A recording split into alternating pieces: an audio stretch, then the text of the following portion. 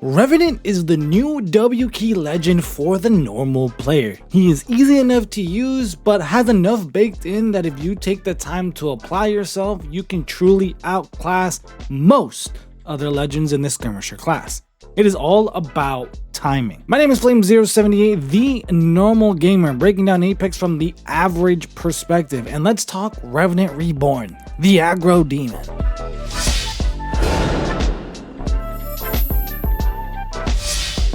So what makes Revenant the new aggro demon in my opinion, and why you should use this legend if you want to become or continue being that W key warrior? To me, I think it simply comes down to the ability to apply and keep pressure in fights. Revenant is and should be the first person in a fight, and a key thing to take advantage of is for those still not really good at figuring out when to push or understand that an enemy is low, which I do believe a lot of average players still struggle with. The passive is the best thing to capitalize on when approaching this mentality in playing Apex, because being mechanically sound and the W key warrior requires you to know when to continue applying pressure. So you need to learn about the ability to continue doing damage and capitalizing on that. So with Revenant, you know you're doing that right once that passive kicks in when the enemy gets highlighted and you get those check marks. That is your indicator to continue pushing and to capitalize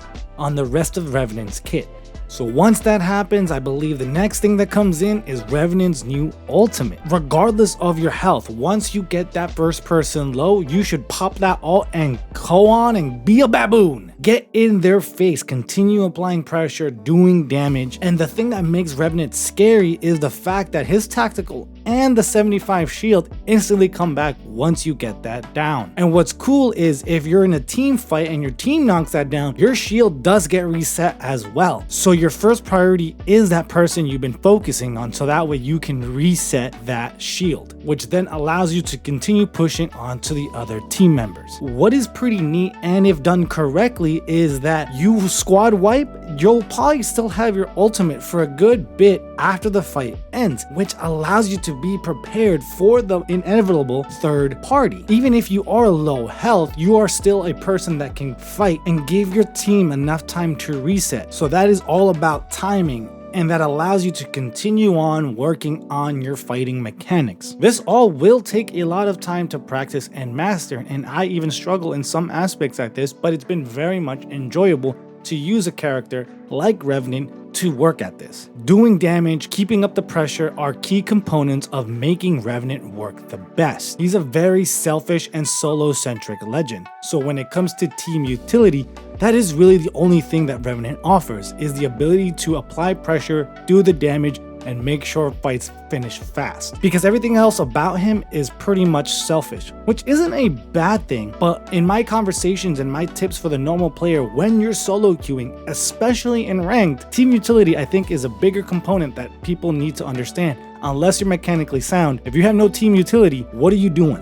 But I haven't played with him enough in rank to really answer that question, so stay tuned as I discover and keep talking about my findings there, and we can continue the conversation from there.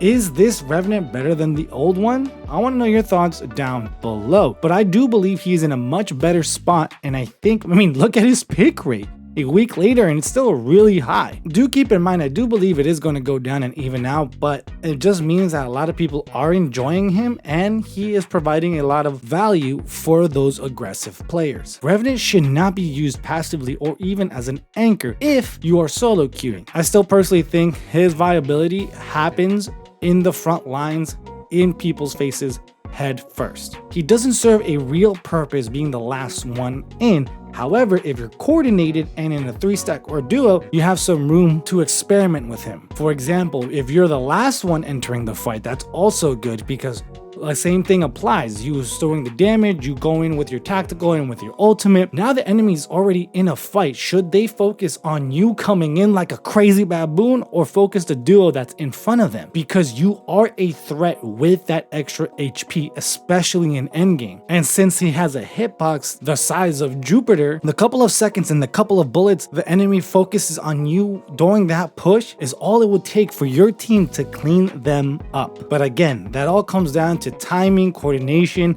and something rarely being able to pull off in a solo queue environment. So again, if you're duo or 3 stacking, I think that is another option for you to take advantage of with Revenant's new kit. What I love about this rework is that it gives me hope for future reworks and legends, because the reception has been positive and from what I can tell with Revenant, which means if they continue on this path, we can make any bad legend into a decent legend with this approach. My name is Flame078, the normal gamer. Thank you for tuning in. Let me know your thoughts on Revenant down below, and until next time, adios.